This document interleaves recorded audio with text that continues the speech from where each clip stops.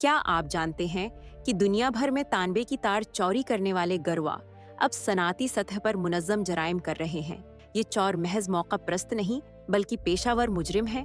वो महीनों तक शहरी बिजली के निजाम का जायजा लेते हैं, हर ट्रांसफार्मर और केबल की नक्शाबंदी करते हैं। इनके पास खुसूसी आलात होते हैं जो मिनटों में मोटे तांबे के तारों को काट देते हैं। सबसे खतरनाक बात यह है कि ये गरवा रात के अंधेरे में एक साथ कई जगहों पर हमला करते हैं। जब तक पुलिस एक जगह पहुंचती है, वो दूसरी जगह नुकसान कर चुके होते हैं। अमेरिका में हर साल अरबों डॉलर का नुकसान होता है।